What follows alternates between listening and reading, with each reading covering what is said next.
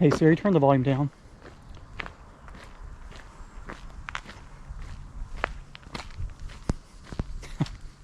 Siri said one moment. I'm at Powell Butte today. Pretty much where I'm at every day, or every day I'm running.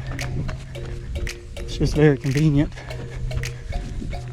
Good place for a little bit of vertical. Good trails. There's a good mix of trails. You can run flats, you can run hills, anywhere in between. Whew. Kind of odd. I'm a week removed from my fall, and I actually feel just a little twinge below the kneecap. Hope it's nothing. Try to do 10 miles today. I really need to do more, but I guess I gotta play it safe.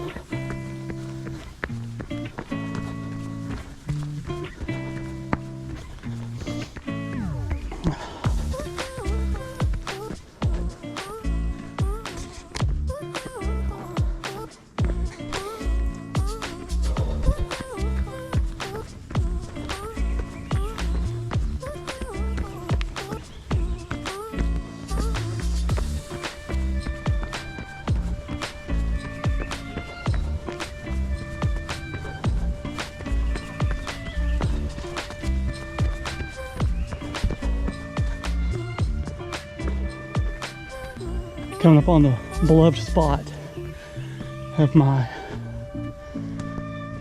tragedy, my catastrophe.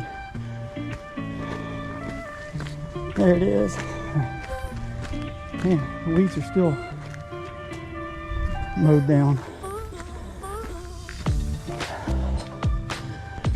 I hope that doesn't happen again.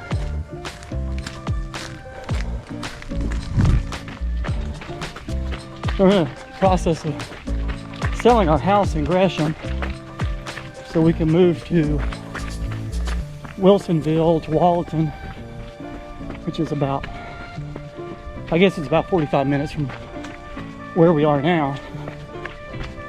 And we decided to hire someone to come in and clean the house.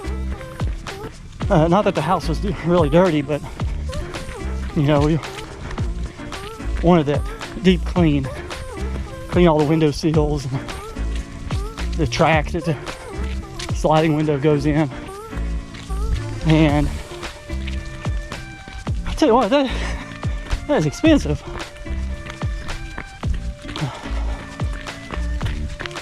It's $450 for this lady and her accomplice to come in and clean our house. Crazy.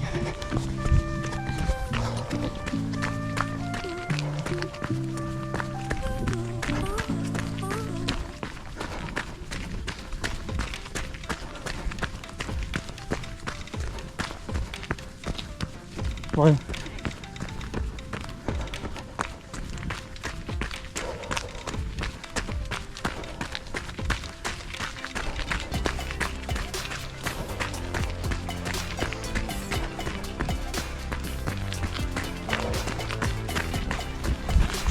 You know, if you do the quick math on that, took her about 8 hours. That's like $56 an hour. I'm like, maybe I'm gonna quit my job and go work as a cleaning person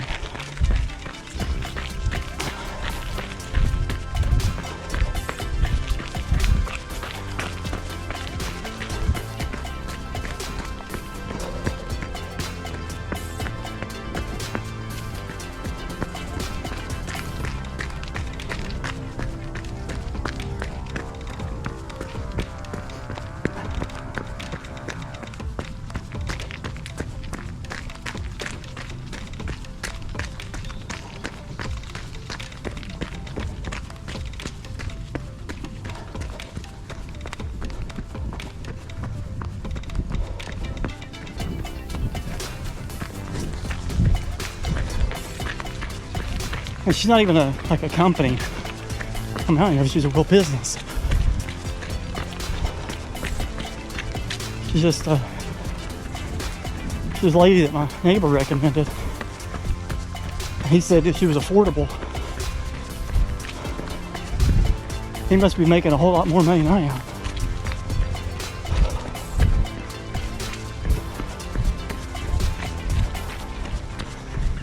I don't think that, well, you know what? I got a whole lot more work for my dollar with her than I did getting our taxes done. We had our taxes done with Jackson Hewitt because I did them on TurboTax and it showed that we owed a bunch of money, like $9 grand to IRS, and I thought, well, we better have somebody do this. And they did it like, I don't know, probably maybe the most 2 hours, come up with the same results.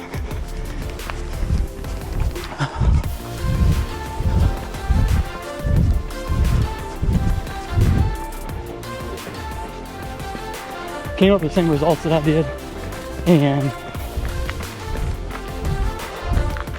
charged us, I think, $438. Stuff is so expensive. Well, on a side note, well, I should say on a happier note, from spending all that money, jeez, what the heck? Sound like something coming down off the hill after me. Cougar. What was I saying? Oh yeah, on a happier note, spending all that money on stuff that I don't think's worth it. Me, Justin, and Jake, maybe some other people, I don't know. They're gonna invite Richie. Oh, I'd love to have Richie on camera. You gotta meet Richie. Richie is, oh, he's loud, obnoxious. Yeah, you just have to see. Anyway, we're gonna do St. Helens. We did it last year, and we did okay. Took a whole lot longer than we thought. I definitely wasn't in the best shape of my life at that time period. Not that I am now, but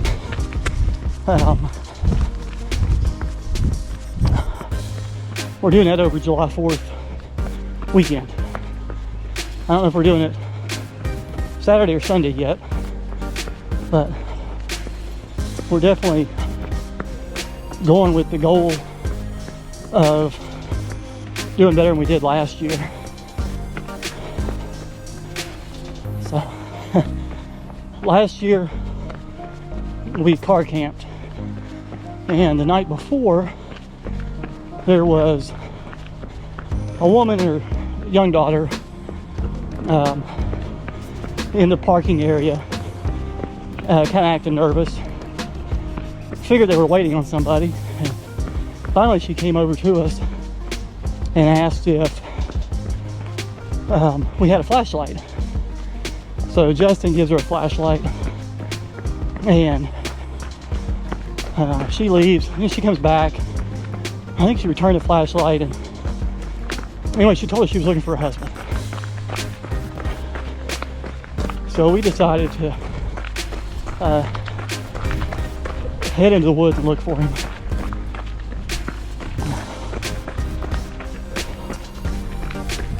Hello. So we go into the woods and look for this guy, and sure enough, about 2 miles back on the trail, well, 2 miles back on the trail, we find him. He doesn't have a light. He thought that he was quick enough to make it all the way around before dark, which he probably was, but conditions weren't ideal. He was using his watch as a light. So now we joke about that a lot, saying we don't need a headlamp.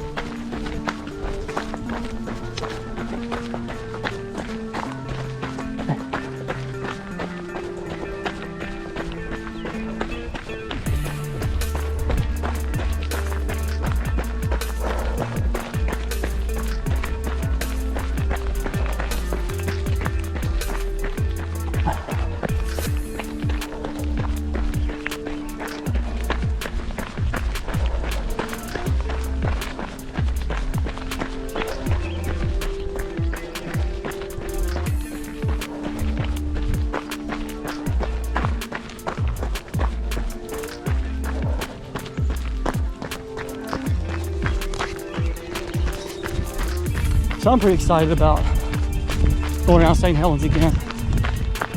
I learned a lot last time.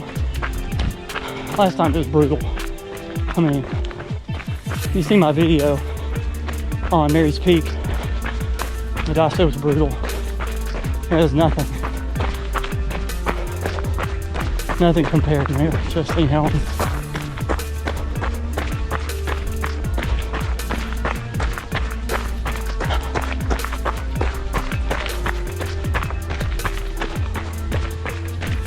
St. Helens was like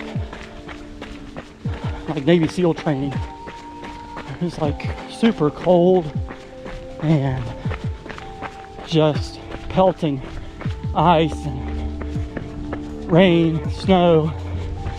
The wind was just raging. It was excellent training. And we had Richie with us. It was me, Justin, Jake, a girl named Michaela, super fast girl, and Jake, super fast, and Richie, yeah. And I don't know what happened, but near the end, it was dark, we were all cold. Michaela and Jake were on ahead of us. They were ahead of us a good 20 minutes. And Richie was probably, I guess, an hour behind us. Before you judge, I know you're like, why do you leave your man behind? Yeah, it's kind of like being in a raging sea in the wintertime and one of your buddies goes overboard. Like, does everybody jump overboard to save him and risk dying, or what do you do? So we had went back for him several times, and then the last time, who knew? We didn't know where he was, so we finally made it back to the parking lot, and Justin waited on him. It was, I guess maybe Justin felt like it was kind of his responsibility since he invited him. I don't know. Anyway, Justin waited on him. And I don't know if Richie made it out while Justin was still there or what happened, but we agreed that if Richie didn't come out after a certain period of time, we were going to have to get a hold of rescue. But praise the Lord, Richie, he made it out.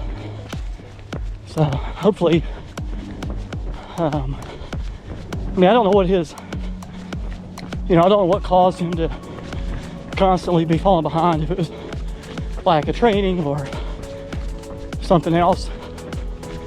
He never did really tell us. But, I mean, I would say it was just lack of training, but if you're not from the Pacific Northwest, the mountains here, the weather can change very, very quickly. I mean, it can be warm and sunny, and the next thing you know, you're in the middle of a snowstorm.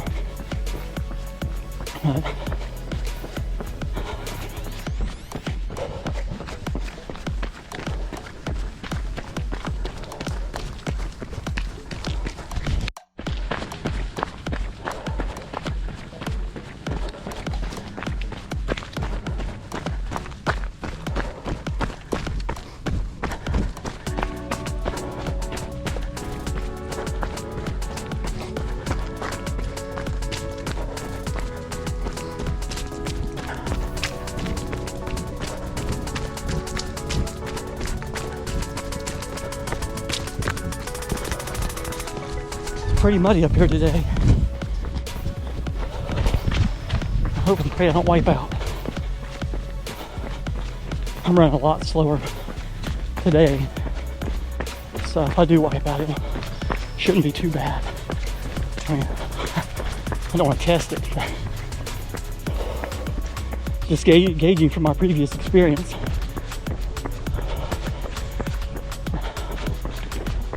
Yeah. 9:55 versus 6.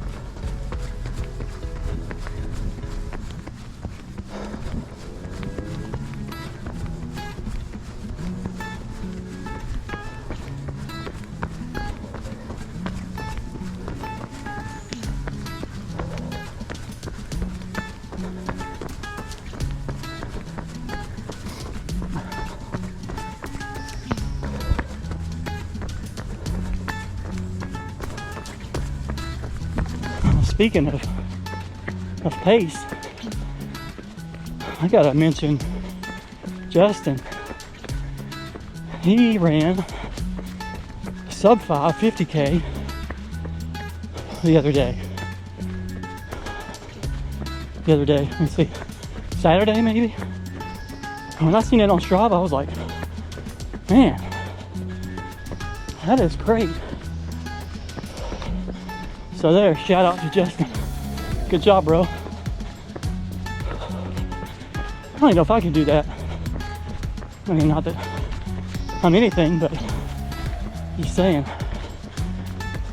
I can't run flat. It's really hard for me. I have to have terrain. And I love vertical.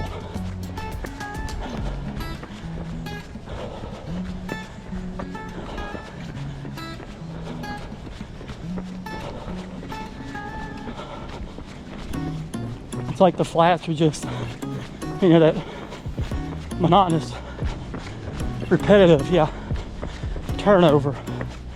The same. So for Justin doing that, that is amazing.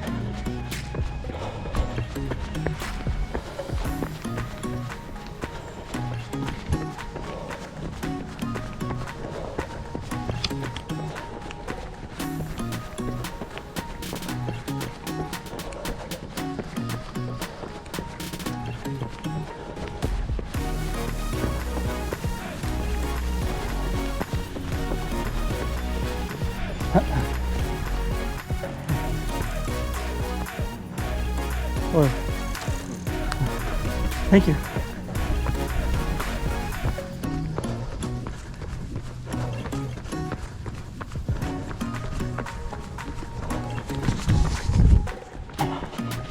Don't you just love super nice people? Makes your day a little better, doesn't it? Oh, speaking of nice people and speed, I think I shout out to Jake too. Sorry, Jake. Jake ran his first ever race. I don't know if you watched our Timothy Lake video. There was a piece in there where we were talking about his first race that he was doing, and well, I think it was a half marathon. Yeah, it was a half marathon. Anyway, he averaged a 7:10 pace on that. So congratulations, awesome job, Jake. Super fast, super fast.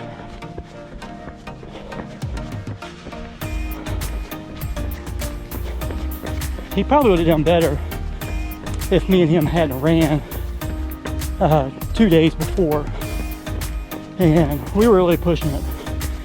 He actually ran his fastest mile, according to Strava, 2 days before me and him ran together. So that's, I think he would have done better. He would have been even faster. But nevertheless, he was super fast. I think I might recommend his next race that he takes it easy a couple days going into it. We'll see what he does. I think Justin's trying to talk him into signing up for an ultra, which he's already done. He's already done a couple, I think. Not official races, but he's done a couple ultras. St Helens is one of them.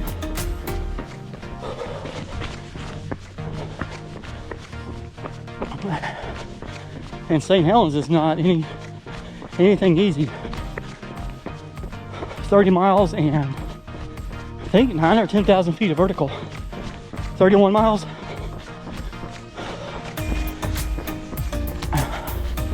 There's even a couple places where you have to use ropes, kind of almost rappel down into a ravine, and then back up the other side. You have to use a rope to climb back out of it. Definitely going to record that when we do it in a couple weeks. Jake is supposed to get a GoPro, so it'll be awesome, because then we can kind of have multiple angles simultaneously. So it should make for a good video.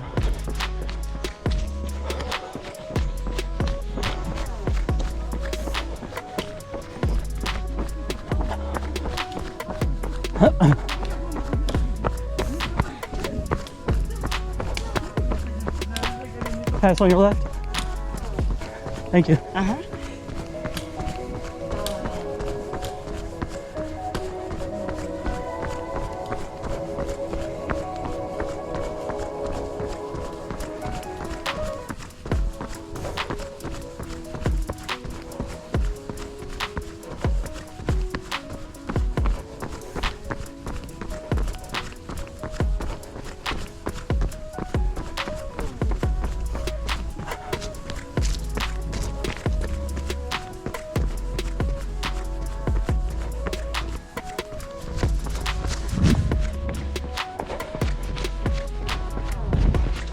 Okay.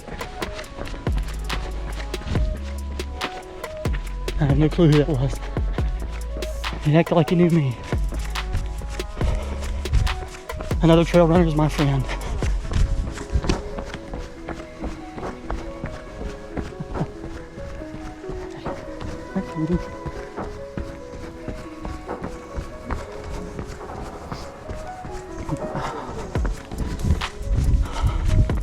Been working my way through a video on the Cocodona 250.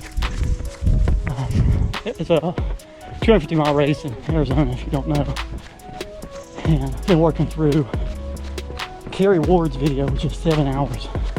It's an ultra in itself.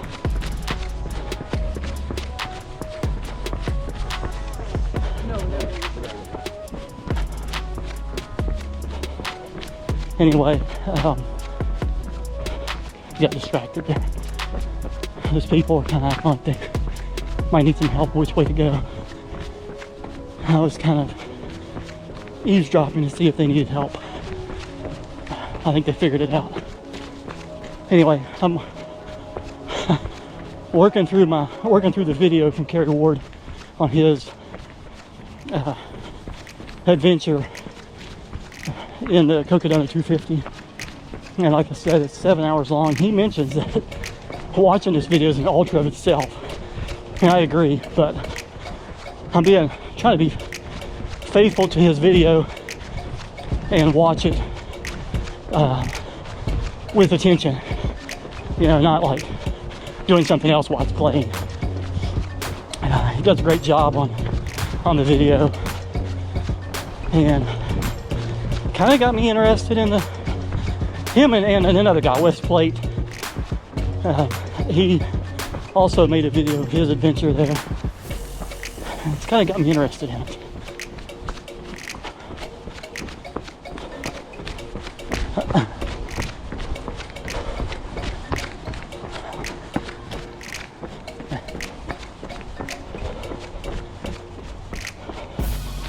The only thing is trying to get my wife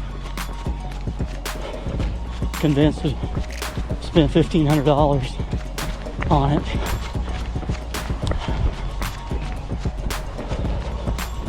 I am kind of debating on that or the Tahoe 200, which, as the name implies, Tahoe Lake, and goes around Tahoe Lake. So kind of like, do I want to do something that's the setting is in alpine country or in the desert? And you know, there was a lady that Kerry Ward talked to in his video. Her name was Pam Reed, I think. She has done the Badwater race 13 times, and which is amazing. She was doing Cocodona, and I think she's like 70 years old. Might be wrong about that. She's well seasoned, and she was claiming that the Cocodona was tougher than Badwater.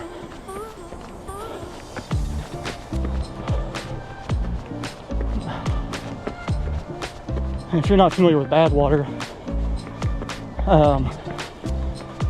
that is one of probably the toughest foot races, at least in the United States, from my understanding. I haven't done it. I have no desire to do it.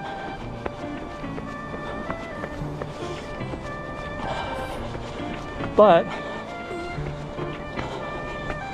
I might do Cocodona. I lived in Arizona for a while, in Phoenix and in Flagstaff, and kind of know what I'm getting myself into. I've run a lot of those trails. I need to ask a YouTube friend named Jason Baum if he would consider doing Cocodona. What do you think, Jason? Would you do the Cocodona? He lives there, so if anybody would know what the conditions are, it would definitely be him.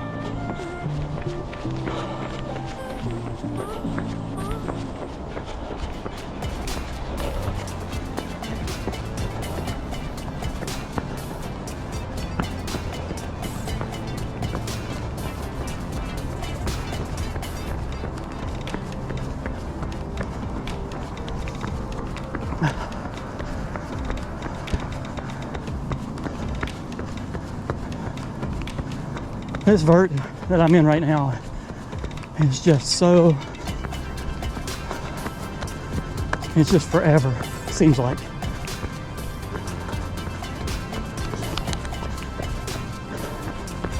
It's very gradual. It's not very steep, but there's this one little place right here where it kind of dips down just a little.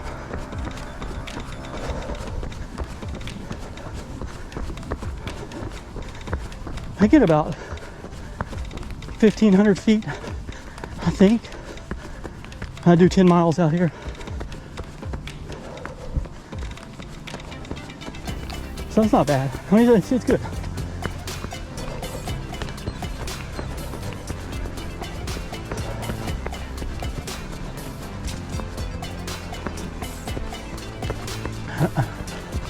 Let's go.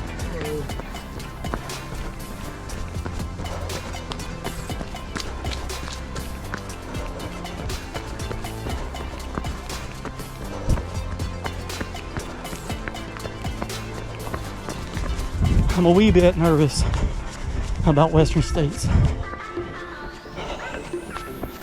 Not that, I mean, not really for myself as much for pacing Andrew and doing a great job for him.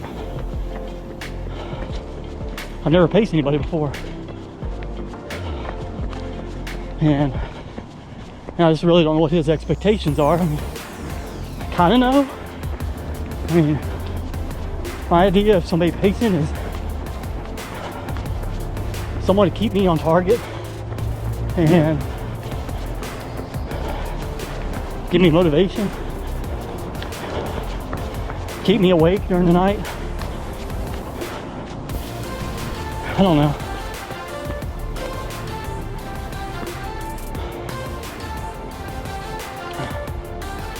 I just don't want to screw anything up for him. And I guess things get too bad, or if I suck that bad, he has a backup pacer that can jump in. So, but you know, if you're doing something with someone, and especially like Western States, you know that's going to be important and special to them. So I just don't want to, you know, figure of speech, crash his wedding. I mean, this is his second time doing Western States, so he's not a virgin to it. But he's got stronger, or a little bit higher goals or expectations than he did when he did it before.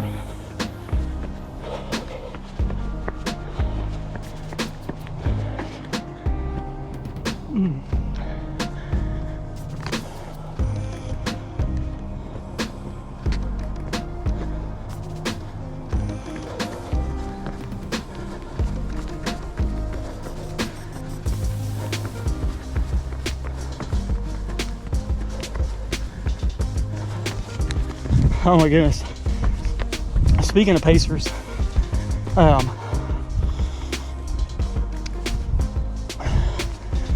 gonna be running Pine to Palm 100 miler in September, and Justin's gonna pace me.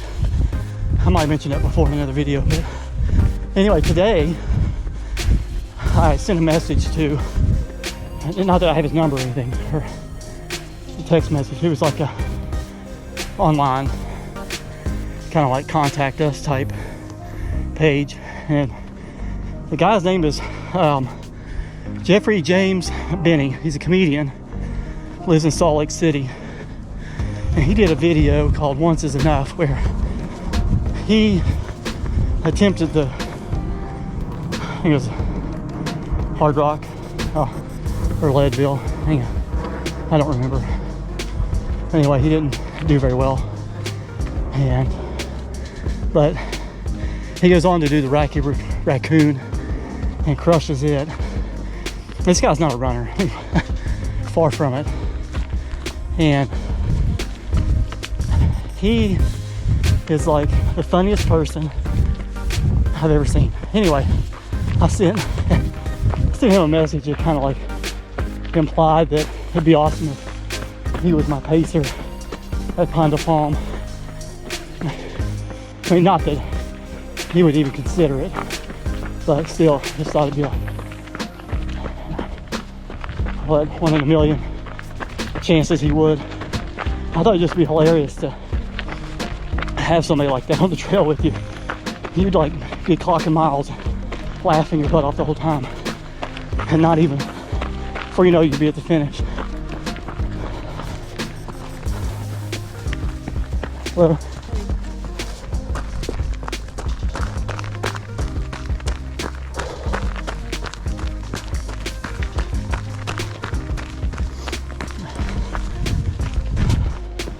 one of the reasons I say he wouldn't consider it is because he makes a lot of money off of, you know, he does speaking arrangements and stuff like that.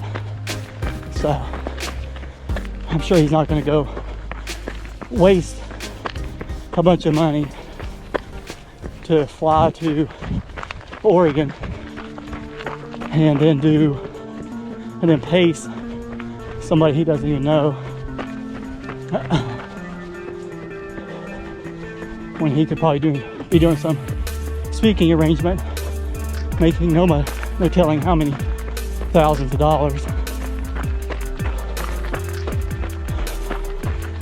I think he went from comedian to comedian slash motivational speaker or something. If you haven't seen his documentary, you gotta watch it. It's called Once Is Enough.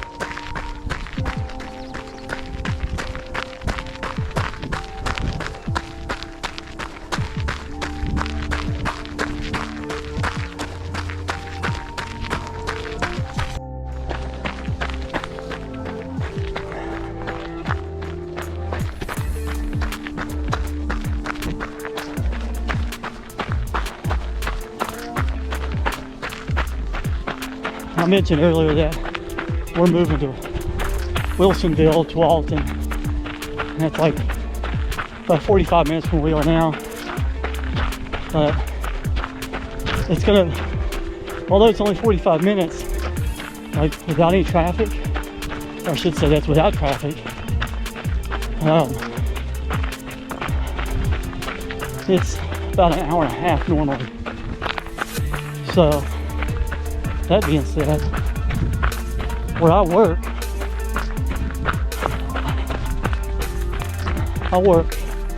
up near the gorge in Troutdale, and I've been remote for over a year now due to COVID.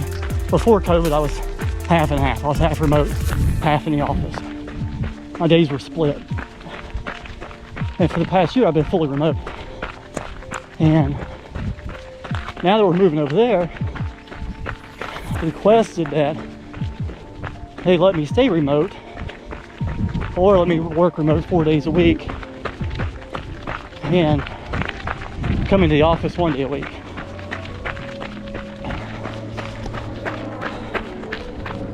I'm kind of curious how this is going to play out. I guess the big question is if they don't let me stay remote, like at least 4 days a week, what am I going to do? I really don't know.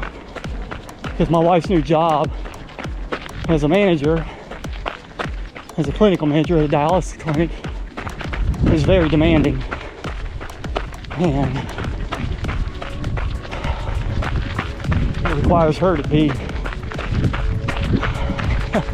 there like around the clock, almost 7 days a week. So we have a little one, 2-year-old little girl, and just that whole situation is gonna be rough.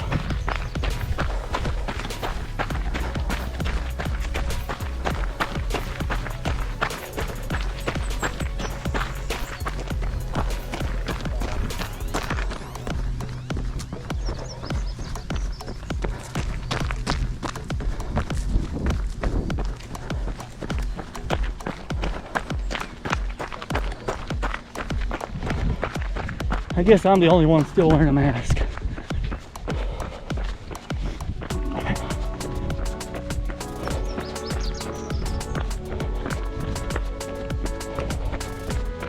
I'll keep on wearing it.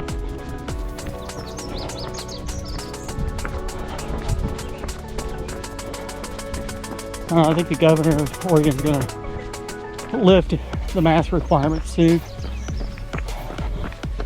Anyway, back to my job situation. I really hope they accommodate me, because I definitely love my job. I don't want to have to resign and then find something else.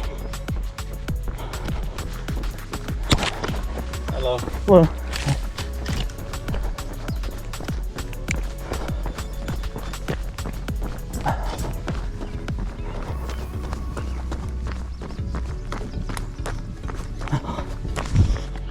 I gotta talk to Andrew and see if he's gonna mind if I do some recording of pacing him.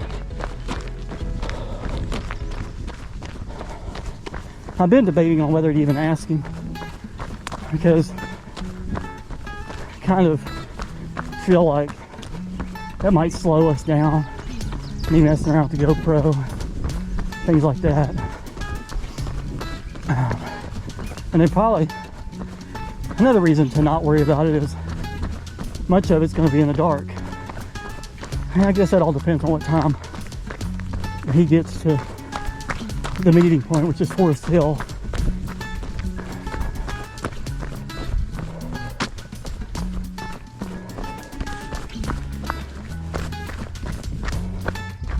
Oh, I forgot to mention at the top you can see Mount Hood that way. And on a clear day, over there somewhere is St. Helens. Gotta pee.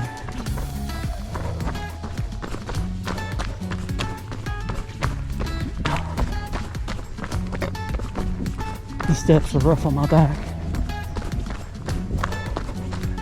I'm having some back issues. It doesn't really affect me when I'm running. But I went and got an x-ray done, and I've got a vertebrae that shifted.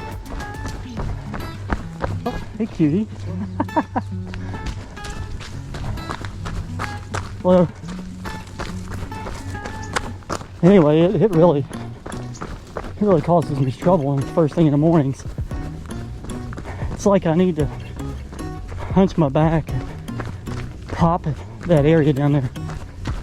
Yeah. During the night it gives me a little bit of trouble. I don't know.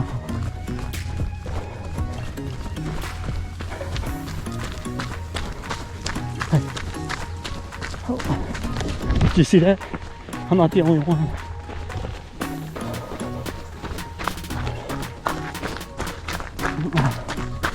Anyway, my doctor's like, yeah, I'm gonna send you to physical therapy. And just kind of like thinking, well, I had the MRI on my knee. The doctor that I seen for that, I seen with a virtual visit, he was like, yeah, we're gonna do some x-rays and I want to order an MRI. And then the doctor I seen for my back, he was like, we're gonna do an x-ray. X-ray comes back and says you got a shifted vertebrae, grade 1. Which is, my understanding, is not that bad. I guess considered grade 4 is 75 to 100% shift. So I guess you'd really be screwed then. But anyway, no MRI ordered for my spine. Like, I don't get that. I guess I'll see what physical therapy says. I hope that they're able to give me some kind of routine that I can do to alleviate this pain, this issue. But anyway, I was saying, coming down those steps, or those, like, I don't know what you call that. Those we call them steps back there. That jolt, it really gets me.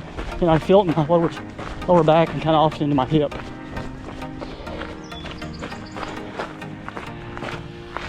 Oh, I guess I'm gonna go to the very bottom.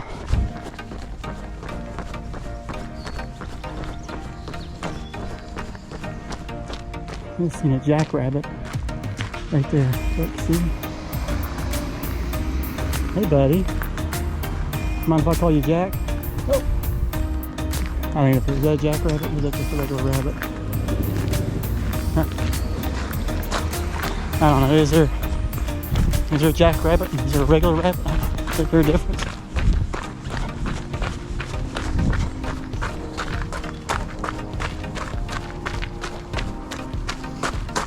I'm definitely no wildlife biologist.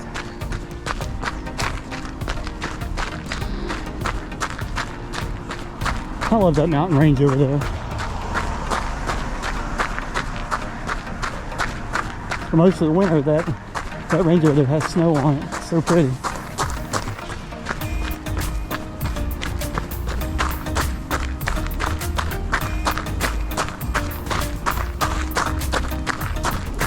I'm hoping to get some warm days, at least in the upper 80s, before western states, so I can get a little bit of heat training. Because the first few hours that I'm pacing Andrew, I'm sure it's going to be hot. So I need a little something. But I did okay at Zion. It was pretty hot at Zion. And I did okay there. So, I don't know, I guess it all depends on what kind of pace Andrew's running. He's going to be dropping 7-8 minute miles and it's 90 some degrees. I'm going to be struggling.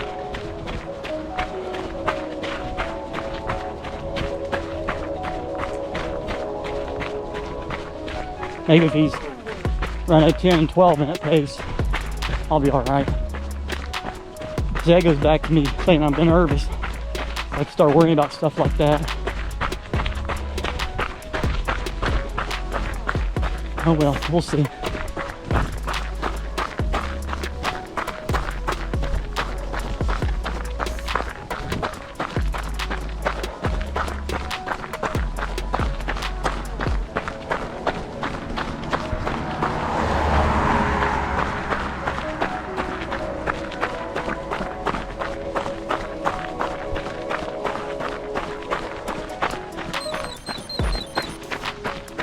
Oh, 200 calories.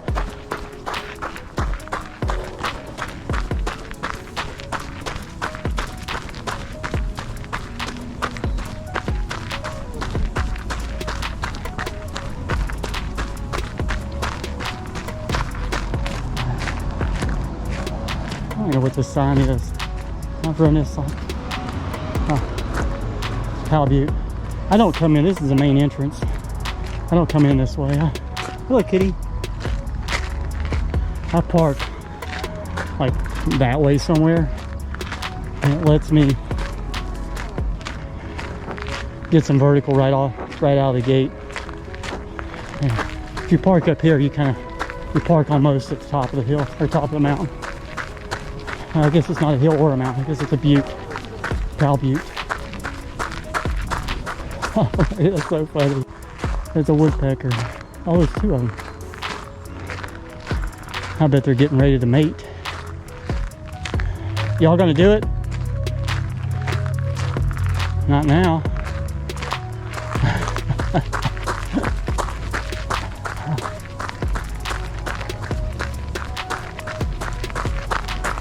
I gotta keep it clean. Oh, there he is. There he went. I think he likes me. Maybe it's a she. Oh. I will be glad to sell our house. Yes. So, I think an $1,800 monthly payment and $300 a month in HOA fees. I would be glad to get out from under that. We're living in our RV. I don't know if I've mentioned that in previous videos, but we've been in our RV for a couple months now.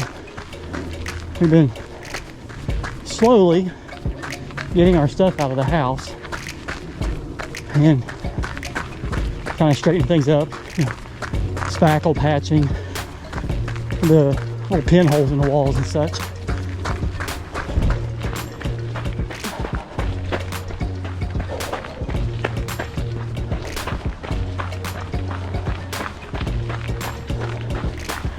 And it'll definitely be nice to get out from under that.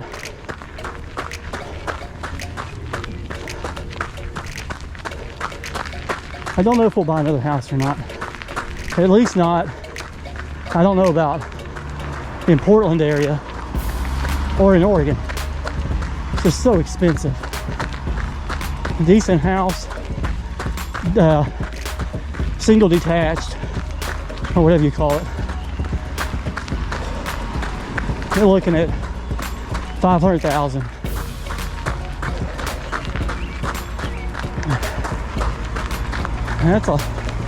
That's a chunk of a payment.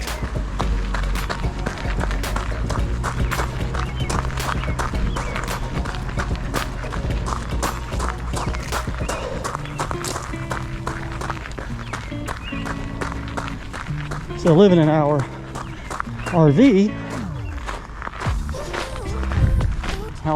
is 45-foot fifth wheel. Yeah, we got a payment on that. And that's $600 a month. And RV lot rent, where we're at right now is, I want to say $850 maybe. And we move over to Wilsonville, that's going to go up probably $100. But it's a much nicer resort. What we're in right now is what I consider a RV park, and where we're going is an RV resort. Is that a cherry tree? Huh. I bet that is. Huh. Might. Oh, that's in their backyard. Okay, that's not on public land. Anyway, the RV park and RV resort, in my opinion, it's a big difference. The RV park is like low class, and the RV resort is what you consider like upper class. I'm not saying that I don't like either one, or that one, but yeah, one is better than the other. But I'm not saying that I'm better than that or anything like that. I'm just saying that, you know, in comparison, one's low class, one would be upper class. And if you ever do any kind of RVing, you gotta pay attention to the reviews and look at the pictures closely, because some of these RV places, they might call themselves RV resort, and you get there and it's like Roach Motel. I heard a pastor once say he stayed at the No-Tell Motel, so it'd be kind of like that for some of these RV places.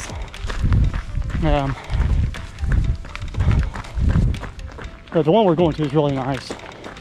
They've got a indoor pool, indoor spa, dog park, very, very well groomed grounds. They really take pride in their property. And I don't want to turn this into an RV video, but I like the RV lifestyle. The people are different. Like where we live now, we live in a gated community, and I barely know my neighbors. Well, let me back up. Where we did live, or the house we're trying to sell, we barely know our neighbors there. I mean, I can count on like two hands how many times I've spoke to all of them.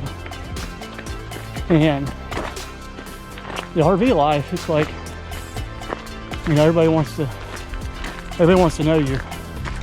It kind of reminds me of the difference between the road running community, the cycling community and the trail running community. Squirrel. I need to insert my little squirrel laugh right here, don't I? Anyway, yeah, it's like the cycling community, because I kind of get the feeling, the vibe from a lot of cyclists. that the only thing to do with you if you're a trail runner. Maybe I'm wrong. Maybe I'm wrong. Maybe it's just here. I don't know. It just seems like every time I pass a cyclist somewhere or a mountain biker, it's like they don't even acknowledge me. But it's kind of like how it is at our community, where our house is. And then the RV places that we've been, they always seem like people are really nice. As soon as you pull your trailer in, people come over and start talking to you right away.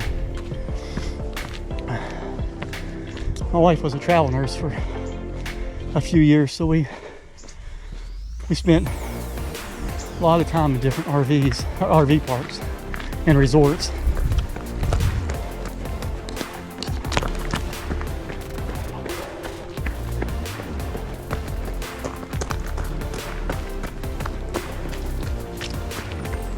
We've seen families of like 6 people and multiple dogs living full time in some of the smallest RVs. It's just amazing how they do it. Our RV is 45 feet from bow to stern, and it's just me and my wife and our little one, and well, it's 4 of us. My 17-year-old daughter, but she's in South Carolina right now, and our little Frenchie, which is paralyzed, just in the back end, and then our old boxer that I call Zeke the Gray. But I mean, our trailer's big, and I feel like if it was any smaller, we couldn't do it.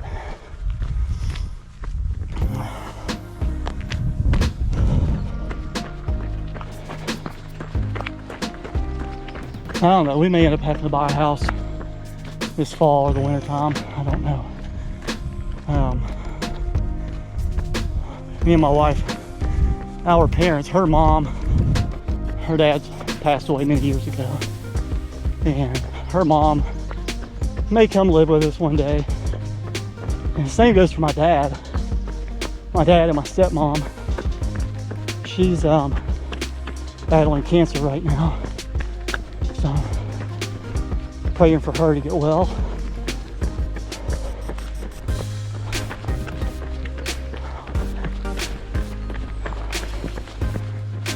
But it could be that her and my dad, or one or the other, you know, if one passes, I hope not.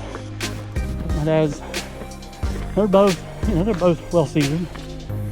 So I'm not the child that puts their parent in nursing home.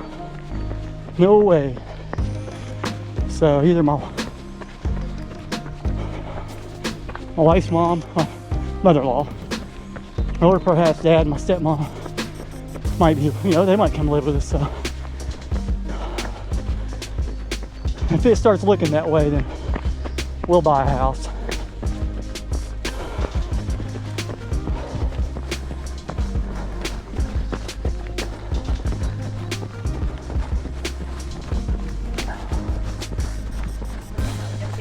Hello.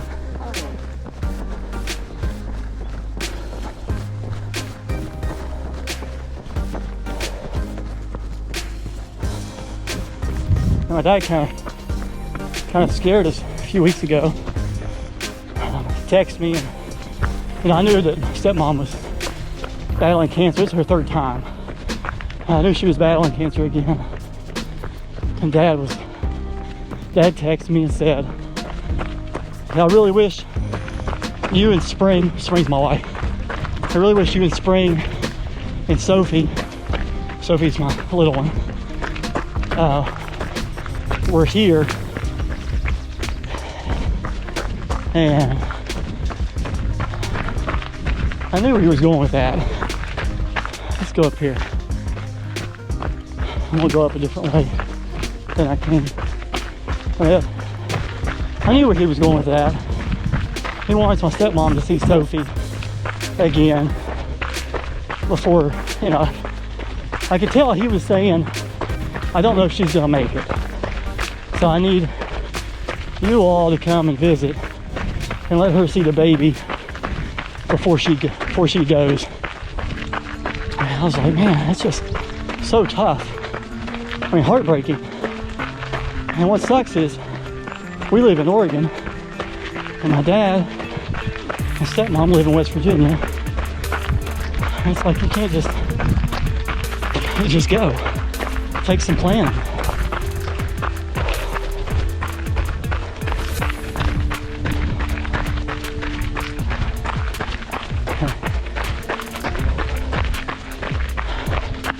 Anyway, enough sad stuff. Here, check this out.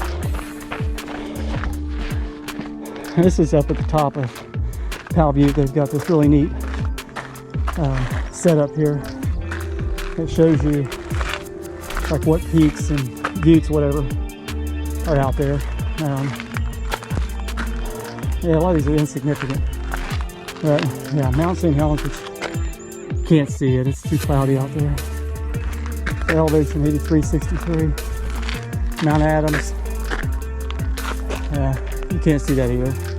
I'll be over that way, but on a clear day you can see it really well. Large Mountain. I almost said Large Mountain. I don't know, that might be the first mountain in the gorge right there. So the gorge is right through there. And then Gresham Butte, insignificant. And then Mount Hood, you can see it really well on a clear day. They don't show Mount Jefferson. I'm pretty sure you can see Mount Jefferson. And maybe the sister's out there. I'm sorry. Mount Jefferson. Yeah, look. You can't see it, but they do have it on there. Anyway, I'm not a good tour guide.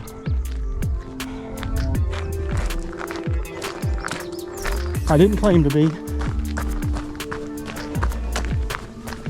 What kind of battery do I have left?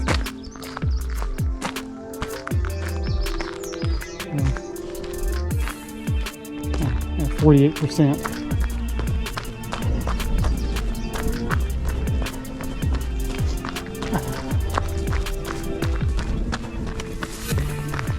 Almost 6 miles.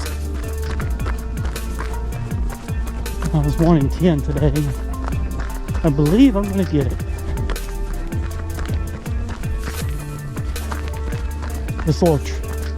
This path I have.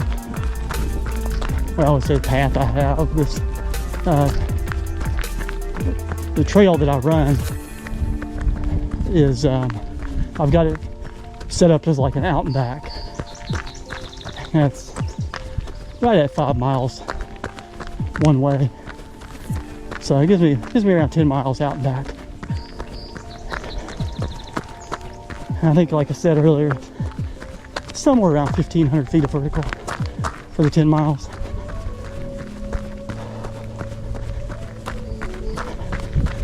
So I definitely don't come up here for the vertical.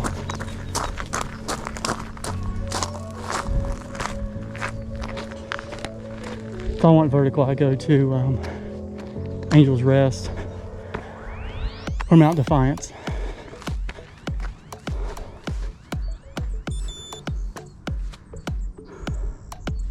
So beautiful up here.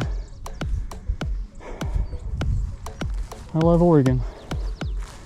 My family's on the East Coast, but I love the Pacific Northwest. And I don't know if I could move back.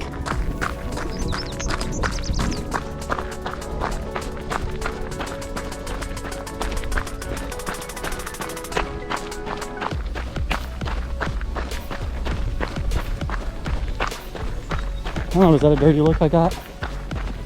I'm just trying to take a picture of that little bird. I think he was afraid I was going to scare it off.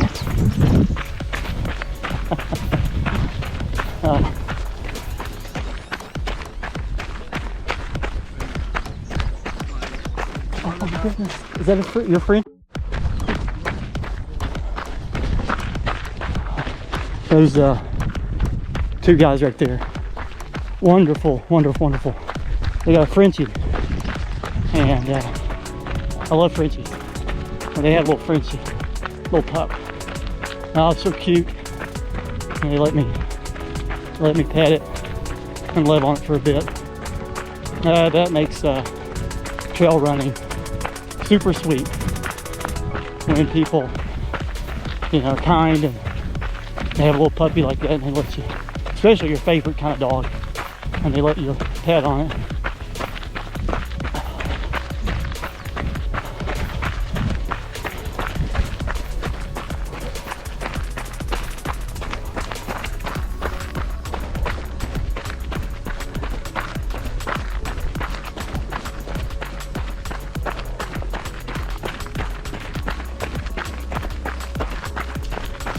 Or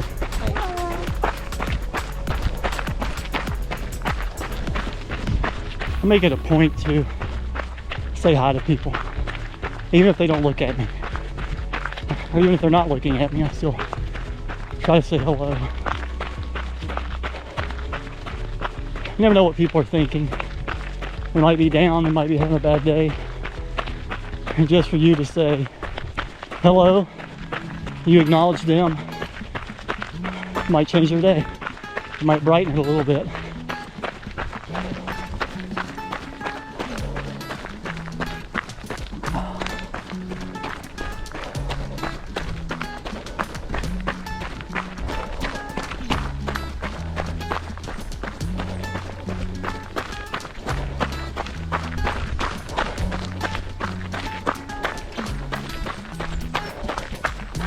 And on the other side of that mountain range out there is, well, kind of like that way, is Sisters, a town of Sisters, and city of Bend. Oh, I'd love to live over there again. We had the pleasure of living there for about 3 months? 3 months before I got the job in Troutdale. I loved it over there. If I could live anywhere, it'd probably be there. And was the camera even facing me? I don't know. It'd probably be there.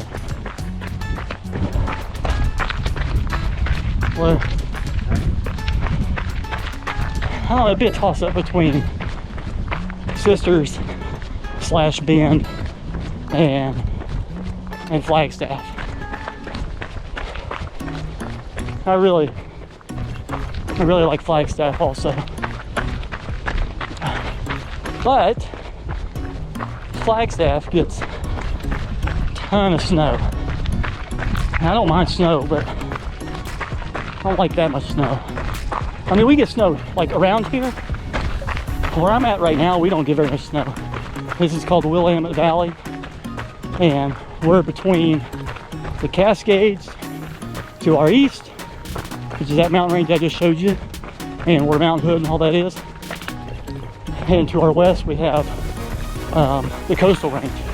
Both of those get a lot of snow, but not this valley.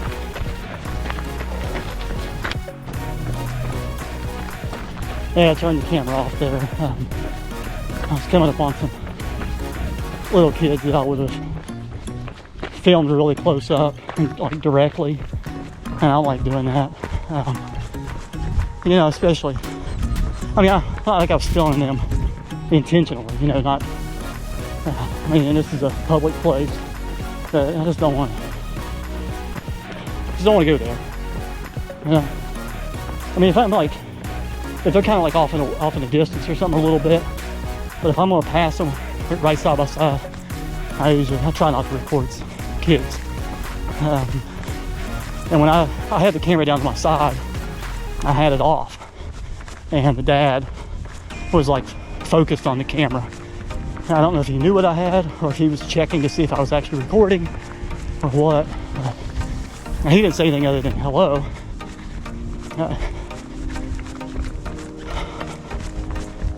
Just kind of be respectful of people's privacy.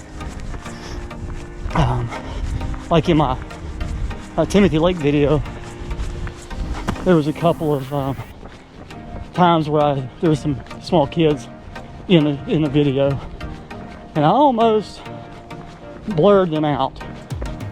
And I did a little research, and it was pretty clear that in those cases I didn't need to worry about it. I mean, from my understanding, if you're in public, it's fair game, because there's this, I guess, yeah, don't quote me on this, I'm not a lawyer, I'm not even smart in legal stuff at all, but basically says if it's in public that you're kind of giving up a certain amount of your rights, or your privacy rights.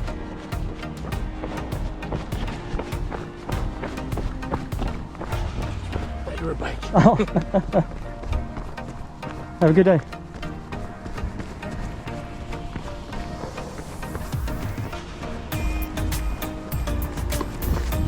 Did he say I'm just a runner? Yeah, I guess that's better than saying he's just a jogger. Anyway, he said, I think he said you're just a runner. Thought you were a bike.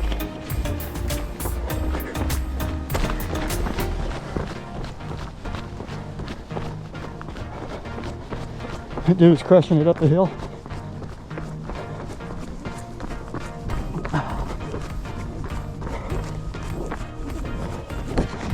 Oh, it's so cool to see the way that Kerry Ward put that video together about Cocodona, because he starts off interviewing a few people and asking them what they think their finish times are going to be.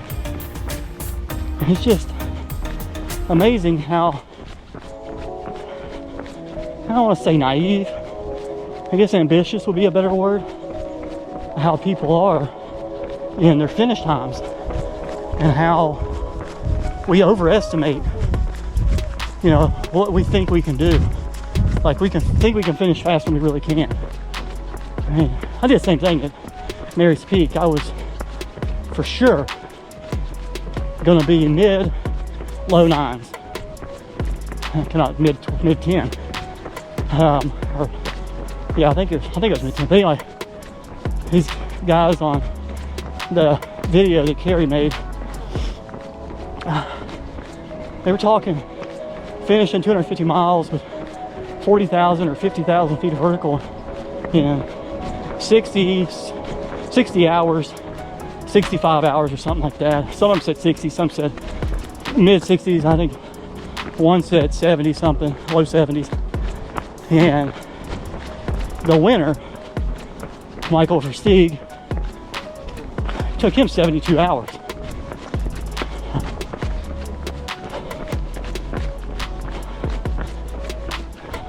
If I do it, it'll just be finished.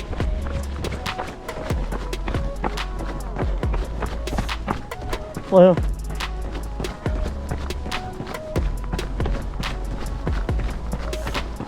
Hello.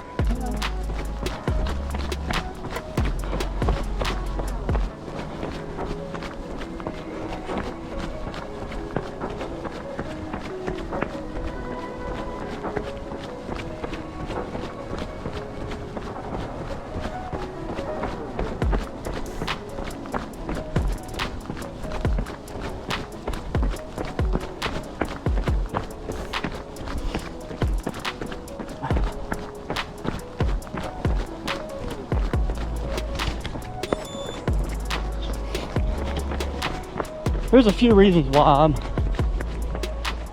kind of hesitant about doing Cocodona. I know it was the inaugural race, but it wasn't put on by anybody new.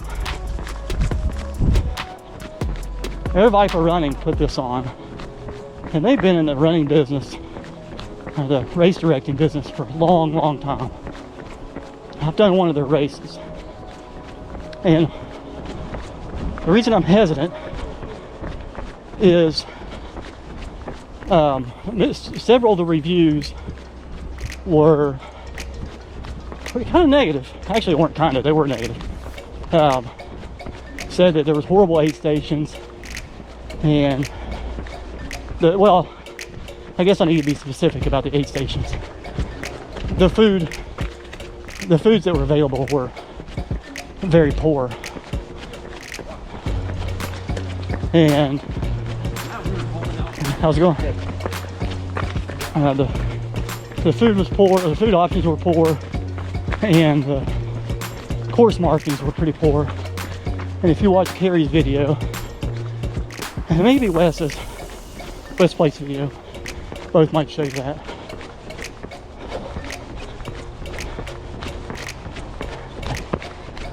But Carrie's video for sure, you see where they kind of get lost. And I mean, I don't know if there's ever been a race that I didn't get lost. Well, I guess that's not necessarily true. I've run a lot of races and not got lost. But I don't think I think every race I've ran, I've always been, or always had a moment where I was thinking, is this the right way? And it was more than that for a lot of people at Cocodona. So I would like to think that next year it'll be better. And I know, it's an inaugural race. But, like I said, this race was put on by everybody for running. And they are not new to this at all. Years and years of experience. They put on some really huge races in Arizona. So, when you pay $1,500 for a race, I mean, in my opinion, it better be spot on. Amazing food available. I mean, I've been in some cheap races and they had amazing food at the aid stations. I've been in some where they have people cooking out, grilling, vegan and, just any type of food you want at the aid stations. So I don't want to think that money was the issue. But then again, I don't know what's involved in all these permits, like what the cost of all these permits and stuff are, especially doing a 250-mile run from Black Canyon, is it Black Canyon City, to Flagstaff. Hey, I really gotta pee. I'm gonna have to duck off here in the woods and do my thing.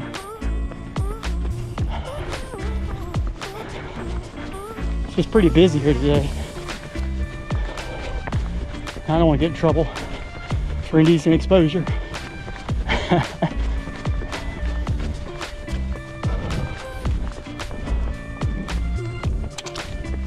I'm not drinking much today.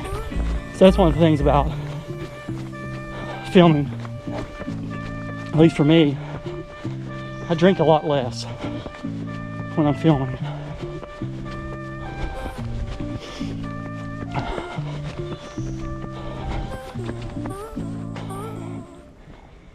That's one of the reasons I didn't film Mary's Peak 50-miler. I wish I had.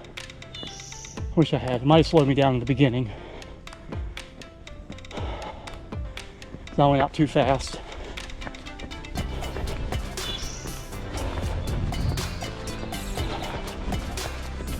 I mean, 10.5 hours and 10,000 feet of vertical over 50 miles. That's not that bad.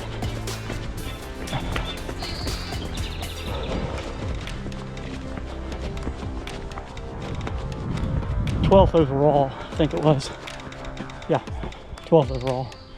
There wasn't that many people in the race though. There was only 12. I'm just kidding. I think there was 50 people maybe that were signed up. I don't know how many actually started.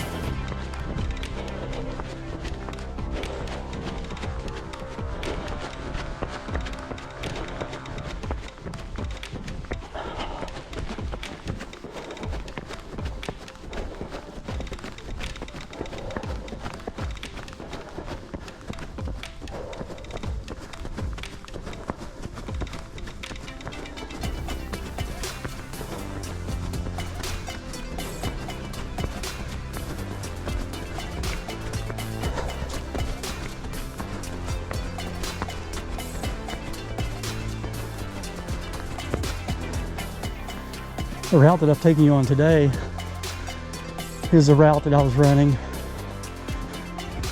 leading up to Zion, that I was training on. Just about every weekend I was coming up here and doing just out and back 3 times for a 50K. And then I did a 50-mile training run out here, and I did that, but I added some running at the top out in the open, just so I could pick up the speed a little bit. You know what, the vertical's actually kind of getting to me just a little bit. My heart rate's pretty low, but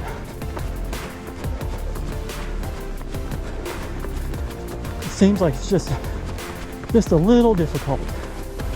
And normally I run these hills and I don't think too much about it.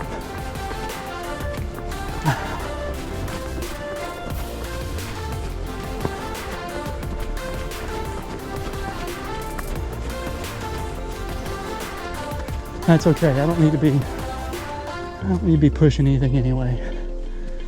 So it's better if I just go a little slow. I definitely don't want to do anything jeopardize my pacing duty at Western States.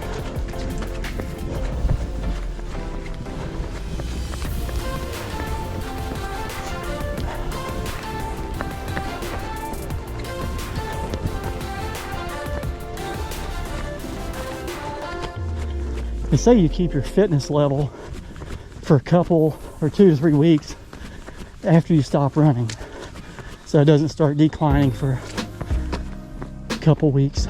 I don't know if I really buy that. I mean, it might be true, but I know after Mary's Peak I took 7 days off and didn't run. I didn't ride the indoor bike. I didn't lift weights. I did nothing related to exercise. And the day I came back and ran, it just seemed so hard. I mean, after a few miles, I was kind of back to normal. But the first few miles was just so rough, like I hadn't ran in months.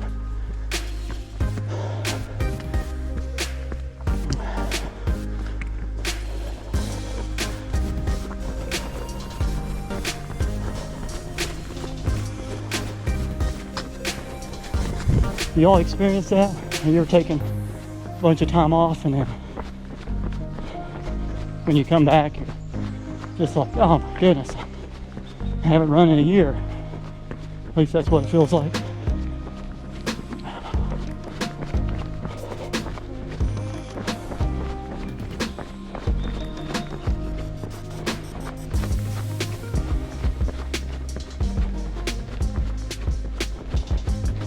Kind of crazy to feel like that, you know. It's like this year I've run about 10 or 11 ultras, a couple of those being races, and then I take a week off, and you know, even normalizing the ultra distance, take a week off and come back, it still seems like so tough. Well,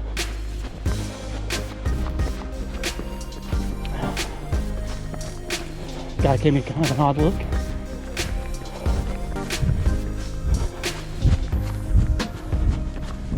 There's 2 things that you don't see a whole lot of out here, and that is dash cams and people running with GoPros or any kind of camera, really. Unless maybe they stole it.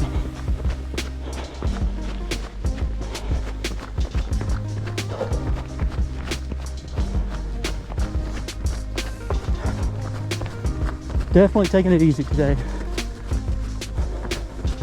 A lot of times I run this and I average I don't say a lot of times, but sometimes I outrun this, and I can usually average this out and back comfortably at a 9:30 pace.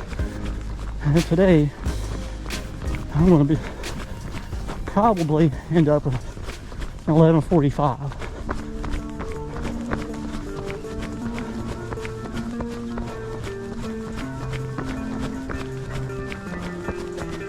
I really wanted to do a 50K before I go to Western States. Thinking that I might do an easy, might do an easy 25 mile or 50K next Sunday, which would be roughly a week out from Western States. And I'll probably do it at a 12 to 14 minute pace, which is really, really slow, but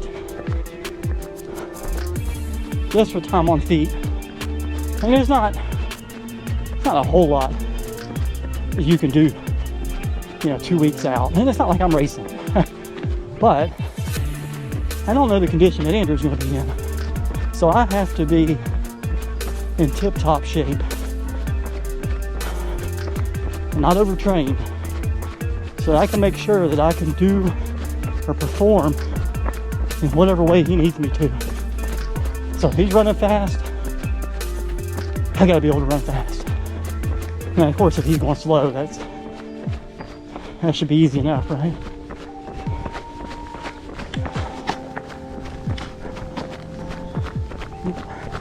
Well,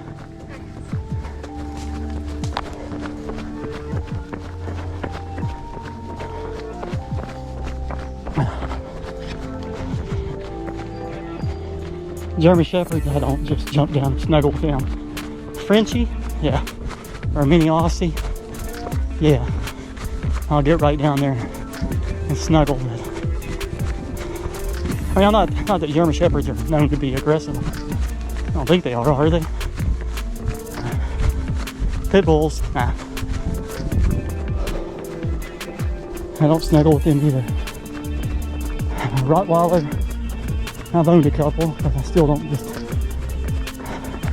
snuggle with them on the trail.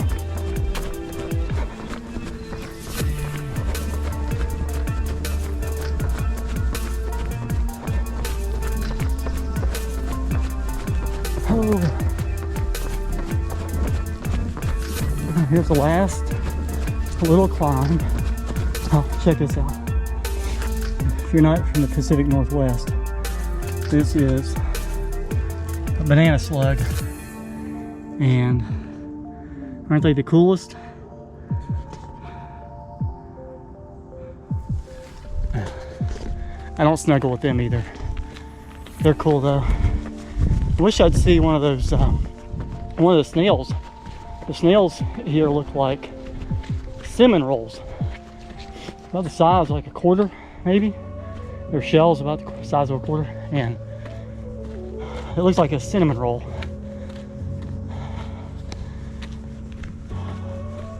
If I see one, I'll definitely get a video, picture, or whatever of it, show it to you. If you're from the Pacific Northwest, you're like, yeah, it's nothing. I've seen those all my life. But I'm not from here. I'm a transplant. So I've only been here about 3 years. So I'm amazed by a lot of this stuff.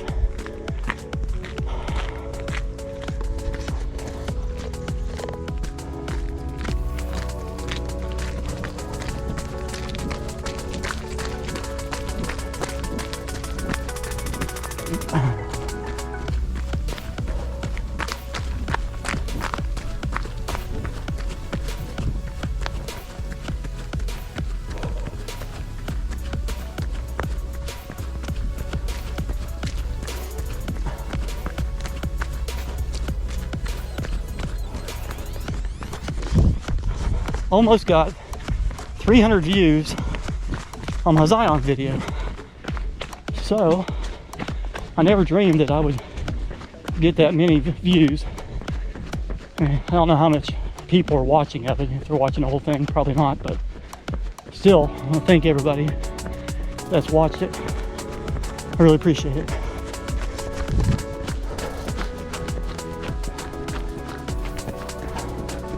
Hey.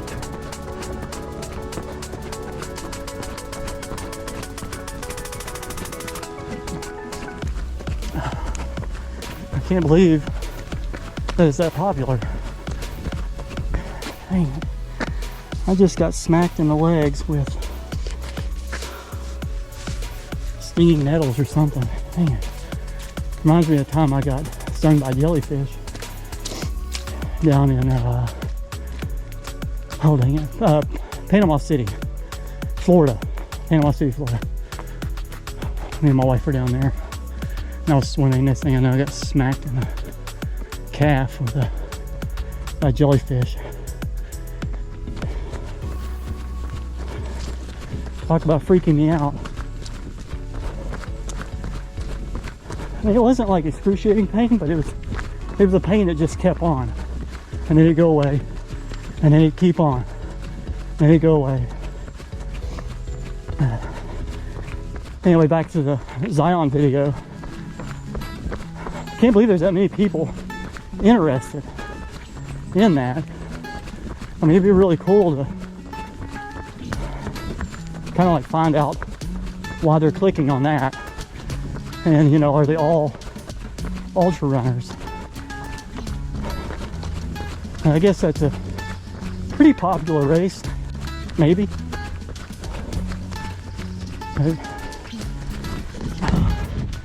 Jason Baum just posted a video of him doing Bryce Canyon 50 miler, and I watched that. A really good video. So shout out to Jason. Excellent work, excellent job in the race, and excellent job on the video. But after watching that, I was kind of like, man, I wish I would have done Bryce Canyon instead of Zion.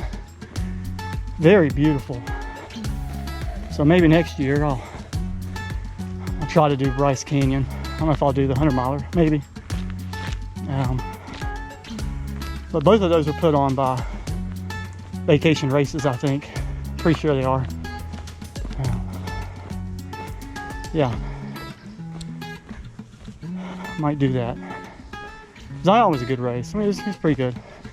But from what I've seen in Jason's video, Bryce was amazing. Yep. So put that on my list.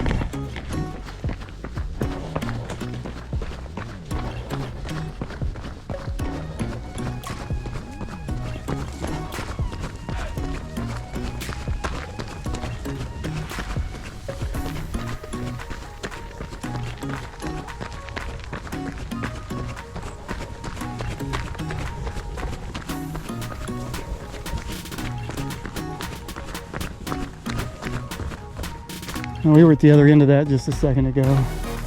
And you can go down this way and it'll take you down to that main like dirt road, kind of like a forest road. That's kind of like just a shortcut. Goes down there. I usually don't take that. I usually go up here, go around, and then come back down. I'll show you in a minute where that leads to, or where that comes out at.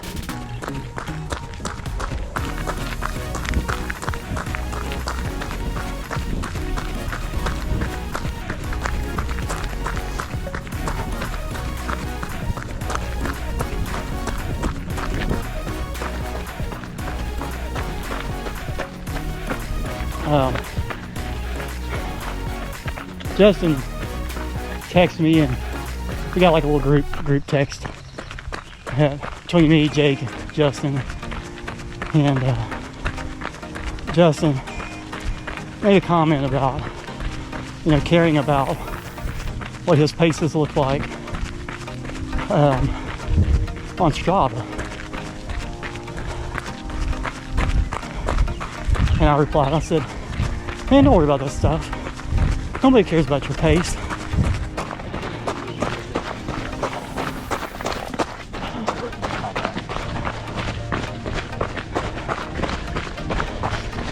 It's like nobody worries about how fast you're going. I was like, what matters is the experience that you have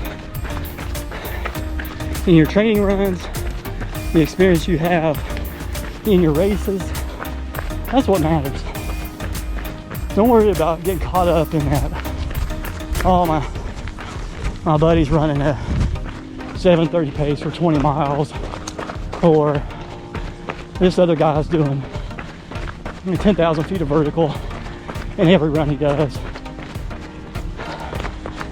I'm telling you, if you get caught up in that, speaking of caught up in that, just got caught up in my nose. You get caught up in that, you're headed for overtraining, no doubt, because you're always going to be pushing yourself to your limits. I mean, I'm not saying you shouldn't try to get better and better, but there's a way to go about it. And if you look at a lot of the pros, the majority of their runs are easy. You know, like per week, if they run 6 days a week, 4 of those runs are super easy. 2 of those runs are super hard. And that's the kind of model that I try to go by.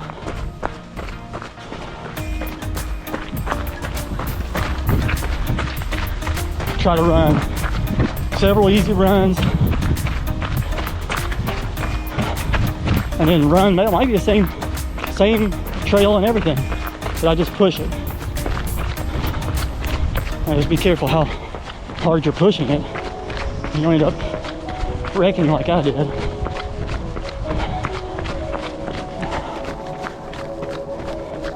Anyway, let me know what you think about that in the comments.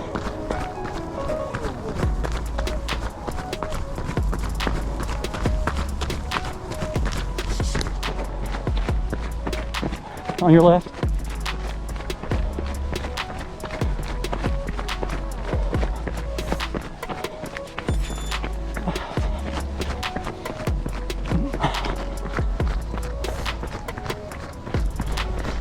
Speaking of not pushing it, I mentioned West Plate earlier, and I follow him on Strava, and I tell you what, maybe I'm missing something. That guy is amazing. And I say that because if you follow him on Strava, you think he was training for like at the most a 25K, because he doesn't do a lot of huge long runs. I mean, when I say long runs, I mean like 20-mile plus runs. It seems like a lot of his runs are in the probably the, I don't know what, 4 to 8 mile range. Tell you what though, every race he enters, he goes out there and crushes it. I mean, just amazing.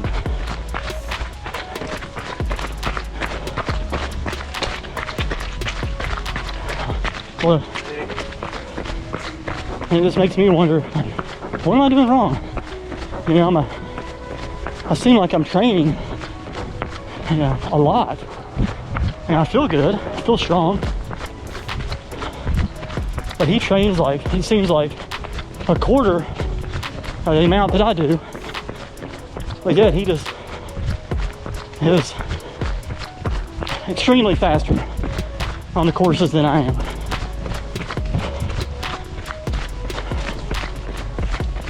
And I know that I heard Anton Kurpichka talk about that once. Said that, you know, years ago, when he was in his, I guess you'd say in his prime, when he was a huge name in the trail running community. I mean, I think he still is, at least among those that knew him back then. That he was putting down like 150 plus miles per week. I mean, just unreal mileage. And he just said, not too long ago, that he's doing, you know, like half that now, and he feels like he's in better shape than he was back then. He feels like he's maybe be able to compete at a better level than he did 10 years ago. So maybe there's something to be said about how much you're training. But it just seems to me like for the normal person like myself, an average person like myself, I have to normalize the ultra distance in order to just make it through an ultra.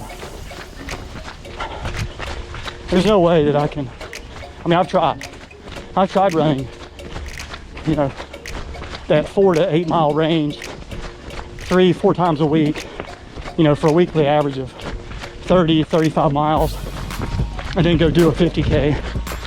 And I don't know, I'm like at the 8-hour mark for 50K with maybe 4,000 feet of vertical. So I have to do 60 miles a week, usually, you know, the months leading up to a race, in order to bring that 50K mark back, you know, down to sub 6 for the same amount of vertical.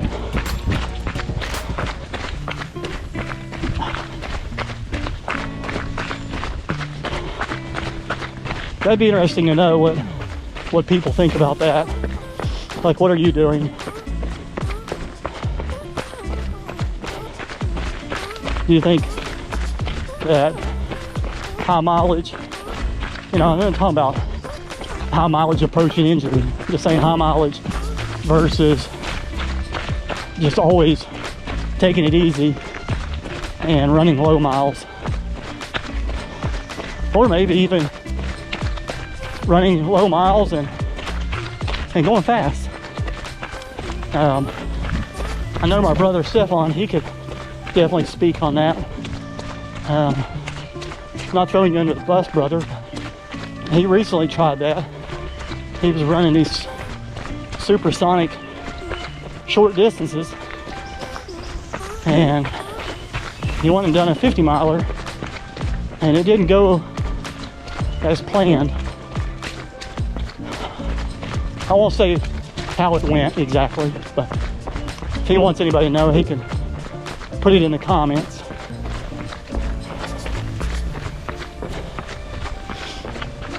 Oh, just about done. Just about done. Coming up to my favorite spot.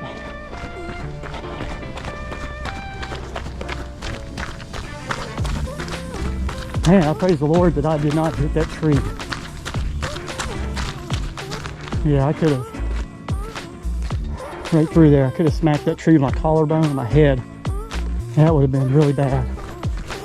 Yeah, that'd be bad. A 6-minute pace and hit that head on, or kind of like Superman, but right down into that. Ah. Like every time I see it, I relive that. I mean, it was not that bad, if you'll see. Praise the Lord, it wasn't that bad. It could have been a whole lot worse, but still, I'm always one of those people that thinks about what could have happened.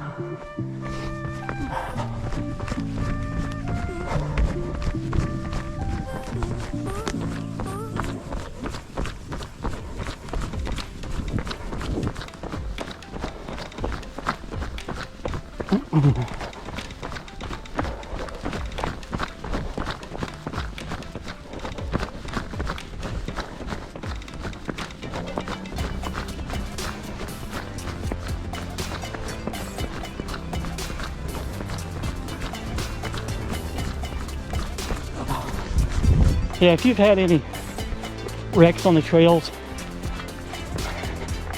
let me know about it. I want to hear your story. I know I'm not the only one, for sure. Got some company. Hello.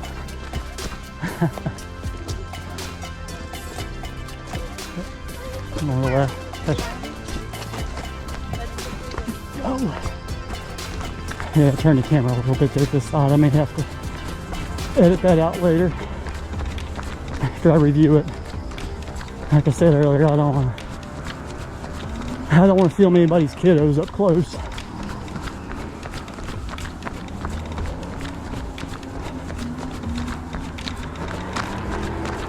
I heard YouTube is a little weird on that.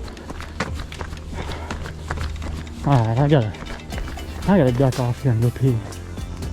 I gotta go pee. Alright, you keep a lookout. You let me know if anybody's coming.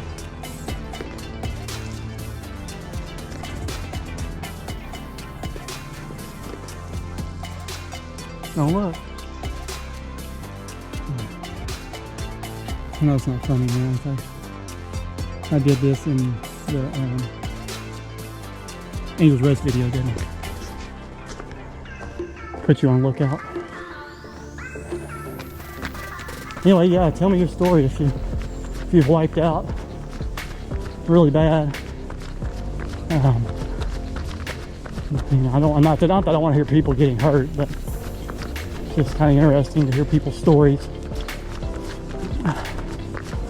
Justin, I'm sure you got a story or two.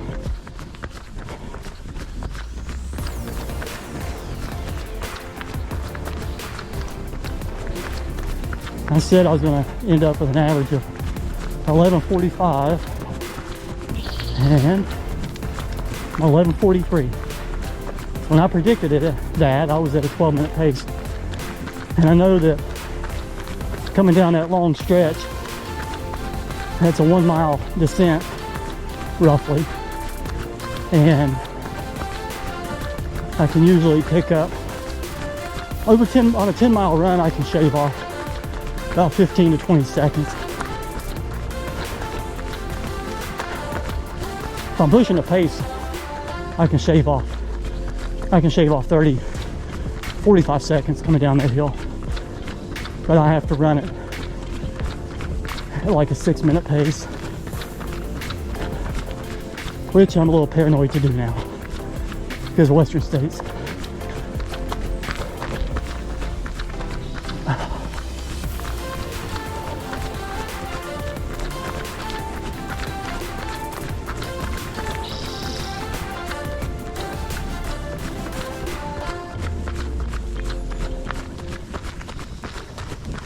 Well, there we go. 10 miles. Let's see. 11:42. 11:42, and let's see what that vertical is. 14:23. I said it was about 1,500. So that's pretty good. Anyway, I'm gonna call it quits now. Check out Jason Baum. He goes by on YouTube. His channel is JB Runs AZ. So JB Runs AZ, and he's got some really good stuff up there. He's got a good Zion video. And then there's West Plate. He's on YouTube. He's got some really good stuff. He's got a Zion video, and his channel is just West Plate, WESPLATE. And then there's Kerry Ward. And he goes, or his channel is Full Tilt Ward. Did I say that right? Full Tilt Ward. Yeah, I'm not gonna spell that. Anyway, Full Tilt Ward. And he's got like 160 videos or something. It's amazing. And he does stuff all over the world. So I recommend checking all three of those guys out. Anyway, thanks for watching, and you'll see me soon with hopefully I'll be dropping a Western States video from Forest Hill to the finish in a few weeks, and also look for the circumnavigation of St. Helens in the coming weeks. Anyway, thanks for watching.